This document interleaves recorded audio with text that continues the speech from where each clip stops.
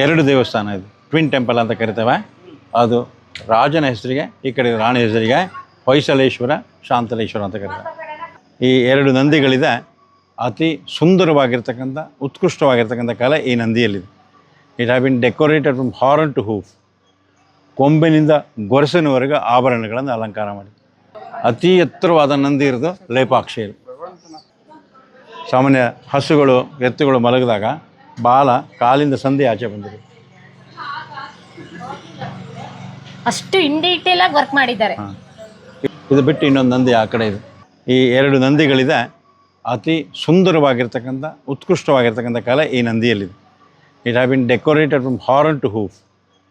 ಕೊಂಬಿನಿಂದ ಗೊರಸಿನವರೆಗೆ ಆಭರಣಗಳನ್ನು ಅಲಂಕಾರ ಮಾಡಿ. ಜೊತೆಗೆ ಕೂತ್ಕೊಂಡು ರಿಲ್ಯಾಕ್ಸ್ ಮಾಡ್ತಾ ಇಲ್ಲ. ಇದು ಶಿವ ಕರೆದು ಕೂಡಲೇ ಹೇಳೋದಕ್ಕೆ ರೆಡಿಯಾಗಿದೆ. ಕಾಲು ನೋಡಿ ಅದ್ರದ್ದು. ಊರು ಹೇಳಕ್ಕೆ ಹೋಗುತ್ತಲ್ಲ, ಇಳಿತಾರೆ. Is ready to get up. ಸುಮ್ಮನೆ ಕೂತ್ರೆ ಕಾಲು ಹಿಂದೆ ಮಡಿಸಿ ಕೂತ್ಕೊಂಡಿರ್ತಾರೆ. ಇದು ತೆಕ್ಕೊಂಡು ಕಾಲು ಊರಿ ಹೇಳೋದಕ್ಕೆ ಹೊರಟಿದೆ. ಅಂದರೆ ಇಟ್ ಈಸ್ ಅಲರ್ಟ್ ಪೊಸಿಷನ್. ಯಾವಾಗ ಕರಿತಾನೆ ಶಿವ ಗೊತ್ತಿಲ್ಲ, ಕರೆಸ್ಕೊಳ್ಳೆ ನಾ ಎದ್ದು ಹೊರಡಬೇಕು ಅಂತ. ಮೂಗಿನ ಹೊಳ್ಳೆ ಇದೆಯಲ್ಲ, ಉಸಿರಾಡ್ತಾ ಇರೋಂಗೆ ಕಾಣುತ್ತೆ. ಅಲಂಕಾರದಲ್ಲಿ ಅತಿ ಉತ್ಕೃಷ್ಟವಾಗಿರೋದು, ಅತಿ ಸುಂದರವಾಗಿರೋದು. ಎತ್ತರದಲ್ಲಿ ಚಾಮುಂಡಿ ಬೆಟ್ಟದಲ್ಲೊಂದಿದೆ, ಬೆಂಗಳೂರು ಬಸವನಗುಡಿಯಲ್ಲಿದೆ. ಅತಿ ಎತ್ತರವಾದ ನಂದಿ ಇರೋದು ಲೇಪಾಕ್ಷಿಯಲ್ಲಿ. ಸಾಮಾನ್ಯ ಹಸುಗಳು, ಎತ್ತುಗಳು ಮಲಗಿದಾಗ ಬಾಲ ಕಾಲಿಂದ ಸಂಧಿ ಆಚೆ ಬಂದಿದೆ. ಅಷ್ಟು ಇನ್ ಡೀಟೇಲ್ ಆಗಿ ವರ್ಕ್ ಮಾಡಿದ್ದಾರೆ. ಇಲ್ಲೊಬ್ಬ ಸ್ಕೌಂಡ್ರ್ ಅಲ್ಲ, ಅವನ ಹೆಸರು ಬಿಟ್ಟು ಹೋಗಿದ್ದಾನೆ. ಯಾರು ಸರ್ ಇದು? ಇಂಗ್ಲಿಷ್ ಬ್ರಿಟಿಷ್ ವ್ಯಕ್ತಿ. 1869 ಅವನೇನು ಕಮ್ಮಿ ಅನ್ನಲ್ಲ. Lieutenant colonel, lieutenant colonel H Dixon. ಅವನ ಸ್ಟಾರ್ಸ್ ಇದು. ಫೆಬ್ರವರಿ 1860 ಕೂತ್ಕೊಂಡು ಬಂದು ಹೆಸರು ಬರ್ದಾನೆ. ಅಷ್ಟು ನೆಗ್ಲೆಕ್ಟ್ ಆಗಿತ್ತು ಇದು. ಅದು ರಾಷ್ಟ್ರಕೂಟ ರಾಜ ಧ್ರುವ ಅಥವಾ ಗಂಗರ ದೋರ ಕಟ್ಟಿಸಿದ ಕೆರೆ. 800 ಎಕರೆ ವಿಸ್ತಾರದಲ್ಲಿ ಇತ್ತಂತೆ ಮುಂಚೆ, ಹೊಯ್ಸಳರ ಕಾಲದಲ್ಲಿ. ಈಗ ಊರು ಬೆಳೆದು ಎನ್ಕ್ರೋಚ್ ಆಗಿ ಕಮ್ಮಿ ಆಗಿ ಅದಕ್ಕೆ ಸಮುದ್ರ ಅಂತಲೇ ಹೆಸರಿಟ್ಟಿರೋದು ಅನ್ಸುತ್ತೆ. ಅಷ್ಟು ದೊಡ್ಡ ಕೆರೆ ಇಲ್ಲ. ನಾವು ನೋಡ್ದಂಗೆ ಈ ಮರಗಳು ಕಾಣ್ತಾ ಇದ್ರಲ್ಲ, ಅಲ್ಲಿ ಇಟ್ಟಿದಾರಲ್ಲ, ಒಂದು ಬಾಕ್ಸ್ ಇಟ್ಟಂಗೆ ಇಟ್ಟಿದಾರಲ್ಲ, ಅಲ್ಲಿಯೂ ಇರೋದು ನೀರಿರೋದು. ಸಾಮಾನ್ಯ ನಂದಿಗಳು ಮಲಗಿದಾಗ ಒಂದು ಸೈಡ್ ಚರ್ಮ ಸ್ಕಿನ್ ಟೈಟ್ ಇರುತ್ತಲ್ಲ, ಹಿಂಗೆ ಕೂರ್ತೀವಲ್ಲ, ಇಲ್ಲೂ ಟೈಟ್. ಆ ಸ್ಕಿನ್ ಟೈಟ್ ಇದು ಮೂಮೆಂಟಲ್ಲಿ ಇರ್ತಕ್ಕಂಥ ಪ್ರಾಣಿ. ಇದಕ್ಕೆ ಆಭರಣಗಳನ್ನು ಹಾಕಿ ಕಟ್ಟಿದರೆ ಬಿಚ್ಚಕ್ಕೆ ಸುಲಭ ಇರಬೇಕು, ಓಡಾಡಿದಾಗ ಬಿಚ್ಕೋಬಾರ್ದು. ಅದಕ್ಕೆ ನಾಟ್ ಹಾಕಿದ ನೋಡಿ, ಅಲ್ಲಿ ಸೈಲರ್ಸ್ ನಾಟ್ ಅಂತ ಕರೀತಾರೆ. ಅದನ್ನು ಬ್ರೀಫ್ ನಾಟ್ ಅಂತೇಳಿ ನಾವು ಜೀರ್ಗುಣಿಕೆ ಅಂತ ಕರಿತೇವೆ. ಎಂಟು ಹಾಕ್ದಂಗೆ ಹಾಕ್ತೇವೆ. ಅದು ಸಾಮಾನ್ಯ ಹೋಮ ಹವನ ಮಾಡ್ಬೇಕಾದ್ರೆ ದರ್ಬೆಯಲ್ಲಿ ಕಟ್ತಾರೆ ನೋಡಿ, ಪವಿತ್ರ. ಆ ಪವಿತ್ರದ ಗಂಟು, ಆ ಪವಿತ್ರ ಗಂಟಲ್ಲಿದೆ ಸ್ಲೀಪಿಂಗ್ ಏಟ್ ಅಂತ ಕರಿತಾರೆ. ರೀಫ್ ನಾಟ್ ಮೂಮೆಂಟ್ಸಲ್ಲಿ ಗಟ್ಟಿ ಆಗ್ತಾ ಹೋಗುತ್ತೆ, ಬಿಚ್ಚೋದಕ್ಕೆ ಸುಲಭ ಆಗುತ್ತೆ. ಇದು ಬಿಟ್ಟು ಇನ್ನೊಂದು ನಂದಿ ಆ ಕಡೆ ಇದೆ. ಎರಡು ದೇವಸ್ಥಾನ ಇದು, ಟ್ವಿನ್ ಟೆಂಪಲ್ ಅಂತ ಕರಿತೇವೆ. ಅದು ರಾಜನ ಹೆಸರಿಗೆ, ಈ ಕಡೆ ರಾಣಿ ಹೆಸರಿಗೆ ಹೊಯ್ಸಳೇಶ್ವರ, ಶಾಂತಲೇಶ್ವರ ಅಂತ ಕರೀತಾರೆ. ಮೂಲತಃ ಇದಕ್ಕೆ ಮಧ್ಯದಲ್ಲಿ ಮೆಟ್ಲು ಇದ್ದಿರಬಹುದು. ಅದು ಸೇರಿಸಿದಾರಲ್ಲ ಡೂಮ್ ಇದೆ ಮಧ್ಯ, ಅದು ಎಕ್ಸ್ಟೆನ್ಷನ್ ವರ್ಕ್. ಮೇಲ್ಗಡೆ ಚಜ್ಜ ಕೈ, ನಾವು ಕಡಿಯಾರ ಬಗ್ಸೋದು ಅಂತೀವಲ್ಲ ಆ ರೀತಿ. ಅಲ್ಲಿ ಗಣಪತಿಯನ್ನು ನೋಡಿಕೊಂಡು ಈ ರೀತಿ ಬಂದು ಪೂರ್ವದಿಂದ ಒಳಗಡೆ ಹೋಗಿ ನಮಸ್ಕಾರ ಮಾಡ್ತಾ ಇದ್ರು ಅನಿಸುತ್ತೆ ರಾಜರ ಕಾಲ. ಈ ಕಂಪ್ಲೀಟ್ ಈ ಎಜೆಕ್ಷನ್ ಇದೆಯಲ್ಲ, ಅದು ಆಮೇಲೆ ಸೇರಿಸಿ ಇಲ್ಲೇ ಗೊತ್ತಾಗ್ತದೆ ನಮಗೆ ಎಕ್ಸ್ಟೆಂಡ್ ಆಗಿರೋದು. ಸುಮ್ಮನೆ ಎಕ್ಸ್ಟ್ರಾ ಸೇರಿಸಿರ್ತಾರಲ್ಲ, ಅಡಿಷನಲ್ ವರ್ಕ್. ಇದು ಜನಗಳು ಕೂತ್ಕೊಳ್ಳೋದಕ್ಕೆ ಇದೇ ಥರ ಅಲ್ಲಿತ್ತು. ಇದಕ್ಕೆ ಕಕ್ಷ್ಯಾಸನ ಅಂತ ಕರೀತಾರೆ. ಕಕ್ಷ್ಯ ಅಂದರೆ orbit, seat at the orbit of the temple ಅಂತ. ಅಥವಾ ನಮ್ಮ ಬೆನ್ನ ಹುರಿಗೂ ಕಕ್ಷ್ಯ ಅಂತ ಕರಿತೇವೆ. ಅದು ಹೊರಕೊಳ್ಳೋಕ್ಕಿರುವ ಆಸನ ಕಕ್ಷ್ಯಾಸನ ಅಂತ ಕರೀತಾರೆ. ಸುಖಾಸನ ಒಂದು ರೀತಿಯಾಗಿ ಸುಖಾಸನ. ಹಾಂ, ಆಸನ ಕಕ್ಷ್ಯಾಸನ. ಒಳಗಡೆ ಹೋಗೋಣ ಬನ್ನಿ. ಈ ರೀತಿಯ ಬಣ್ಣ ಇತ್ತು ದೇವಸ್ಥಾನ ಅಂದಲ್ಲ, ಕೆಮ್ಮಣ್ಣು. Red to protect it from the weathering.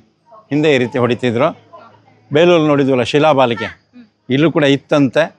14 ಉಳ್ಕೊಂಡಿದೆ 84ರಲ್ಲಿ. ಎಲ್ಲೆಲ್ಲಿ ನಮಗೆ ಈ ಥರ ಪ್ರೊಜೆಕ್ಷನ್ ಇದೆಯಲ್ಲ ಕಂಬದಲ್ಲಿ,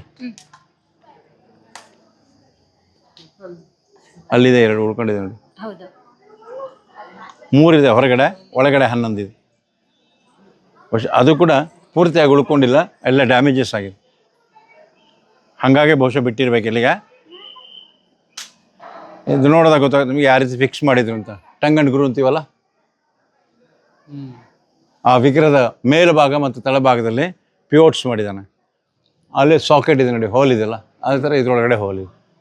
ಇಲ್ಲಿ ಕೃಷ್ಣನ ಜನನದ ಕಥೆ ಇದೆ.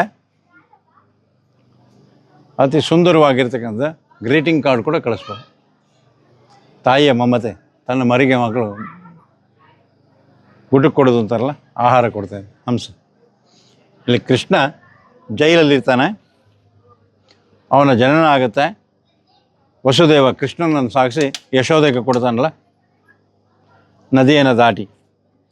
ಕೃಷ್ಣ ಬೆಳೀತಾ ಇದ್ದಾಗ ಪೂತನಿಯನ್ನು ಕಳಿಸ್ತಾನೆ ಕೃಷ್ಣ, ವಿಷ ಉಡಿಸಿ ಸಾಯಿಸು ಅಂತ. ಆ ಪೂತನಿ ಸಂಹಾರ, ಅವಳನ್ನು ಸಂಹಾರ ಮಾಡಿ ಬೆಳೀತಾ ಇರ್ಬೇಕಾರೆ ಬಕಾಸುರ ಅಂತ ರಾಕ್ಷಸನ ಕಳಿಸ್ತಾನೆ.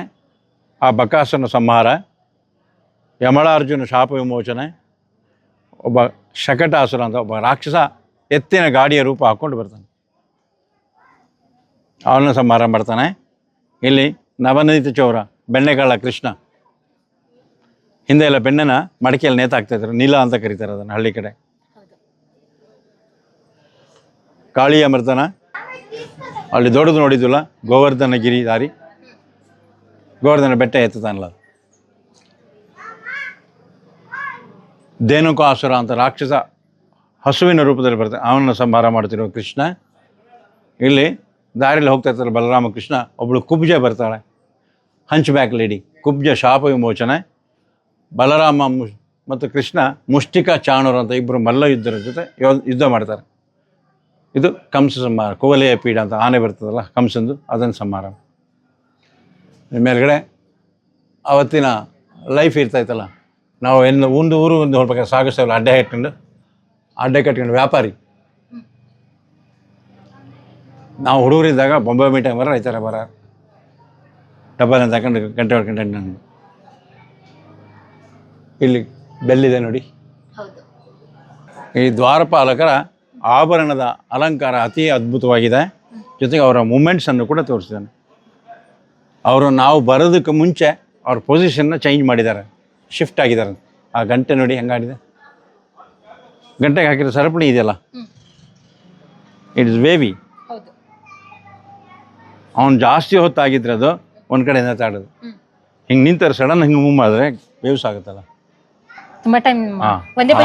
ಫ್ರಿಕ್ಷನ್ಸ್ ಅನ್ನ ಮೂಮೆಂಟ್ ಅನ್ನ ಕಲ್ಲಲ್ಲಿ ತೋರಿಸಿ.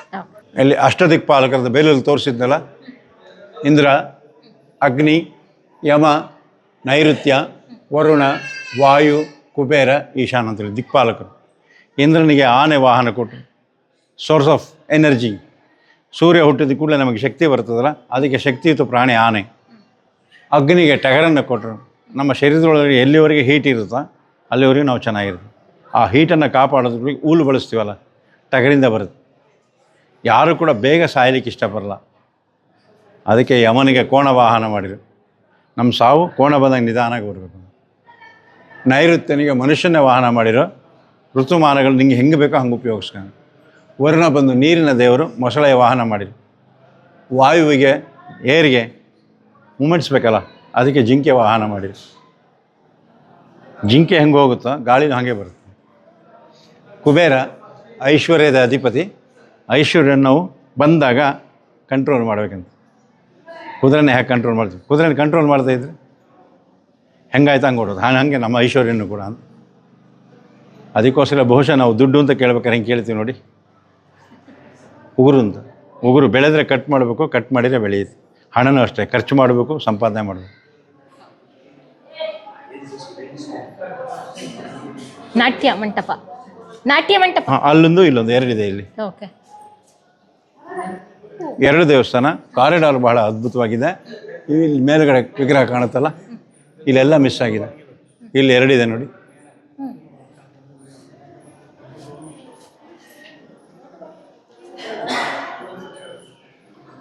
ಇಲ್ಲಿ ಭರ್ತೃಹರಿಯ ಒಂದು ಶ್ಲೋಕ ತುಂಬ ಚೆನ್ನಾಗಿ ನಮ್ಗಾಗುತ್ತೆ.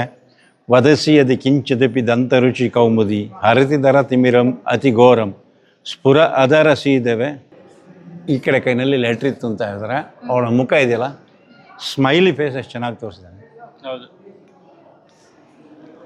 ಅವಳ ತಲೆ ತುರುಬು ಕೂಡ ನೋಡಿ, ಸೂರ್ಯಕಾಂತಿ ಹೂವನ್ನಲ್ಲ ಹಂಗೆ ಕಾಣ. ಇಲ್ಲಿ ಲಾಸ್ಟ್ ಪಾಯಿಂಟ್ ಸ್ಕೆಲಿಟನ್. ಜಾಸ್ ಎಷ್ಟು ಚೆನ್ನಾಗಿ ತೋರಿಸಿ ನೋಡಿ ಹಲ್ಲಿಂದ.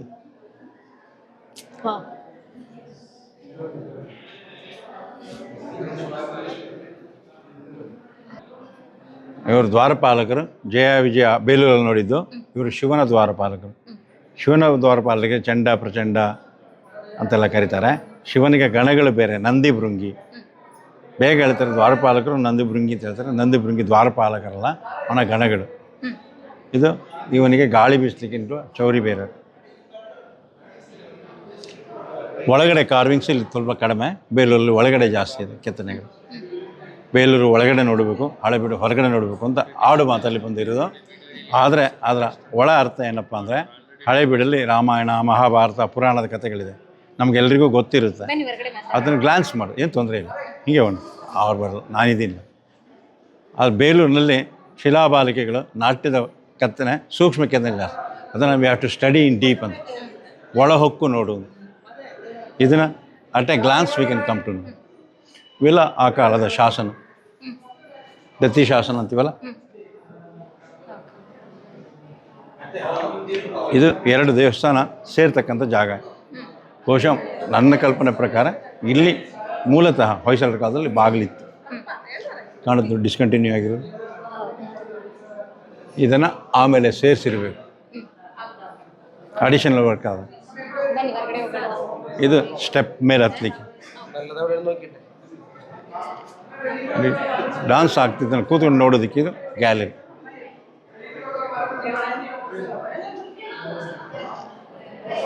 ಇದು ಶಾಂತಲೇಶ್ವರ, ಅದು ಹೊಯ್ಸಳೇಶ್ವರ, ಎರಡೂ ಕೂಡ ಈಶ್ವರನ ಲಿಂಗನೇ. ಶಿವನಿಗೆ ಯಾವಾಗಲೂ ಕೂಡ ಲಿಂಗ ರೂಪದಲ್ಲೇ ಪೂಜೆ, ಮೂರ್ತಿ ರೂಪದಲ್ಲಿ ನಾವು ಪೂಜೆ ಮಾಡೋದು. ಆ ಕಡೆ ಈ ಕಡೆ ದ್ವಾರಪಾಲಕ, ಮೇಲ್ಗಡೆ ಶಿವ ನಾಟ್ಯ ಮಾಡೋದು. ಇದು ಮಕರ ಅಂತ ಕರೀತಕ್ಕಂಥ ಪ್ರಾಣಿ. ಪ್ರಿಯ ವೀಕ್ಷಕರೇ, ನಾವು ತೋರಿಸುತ್ತಿರುವ ಇತಿಹಾಸದ ಕಥೆಗಳು ಕನ್ನಡದ ಕಲೆ, ಸಾಹಿತ್ಯ, ಸಂಸ್ಕೃತಿ, ಜನಜೀವನ, ಇತಿಹಾಸ ಸೃಷ್ಟಿಸಿದ ಜನಸಾಮಾನ್ಯರ ಅಸಾಮಾನ್ಯ ಕಥೆಗಳು ನಿಮಗೆ ಇಷ್ಟ ಆಗಿದ್ಯಾ? ಹಾಗಿದ್ರೆ ವಿಡಿಯೋ ನೋಡಿ ಸುಮ್ಮನಾಗ್ಬೇಡಿ, ಶೇರ್ ಮಾಡಿ, ಸಪೋರ್ಟ್ ಮಾಡಿ, ನಮ್ಮೊಂದಿಗೆ ಜೊತೆಯಾಗಿ. ಇದು ನೀವೇ ಬೆಳೆಸಿದ ನಿಮ್ಮ ನೆಚ್ಚಿನ ಡಿಜಿಟಲ್ ಮಾಧ್ಯಮ. ಇನ್ಮುಂದೆ ನಿಮಗಾಗಿ ಇನ್ನಷ್ಟು ವಿನೂತನ ಶೈಲಿಯಲ್ಲಿ ಬರಲಿದೆ. ನೈತಿಕ ಬೆಂಬಲದ ಜೊತೆಗೆ ಆರ್ಥಿಕ ಬೆಂಬಲ ನೀಡಿ. ನಿಮ್ಮ ಬೆಂಬಲವೇ ನಮಗೆ ಪ್ರೇರಣೆ, ಸ್ಫೂರ್ತಿ ಕೂಡ. ನಿಮ್ಮ ಬೆಂಬಲದೊಂದಿಗೆ ನಮ್ಮ ಪಯಣ ಮುಂದುವರಿಯುತ್ತಿದೆ. ಸಾಮಾಜಿಕ ಬದಲಾವಣೆಗೆ ಜೊತೆಯಾಗಿ ನಮ್ಮ ಮುಂದಿನ ಪೀಳಿಗೆಗೆ ಕರ್ನಾಟಕದ ಇತಿಹಾಸ ಉಳಿಸೋಣ.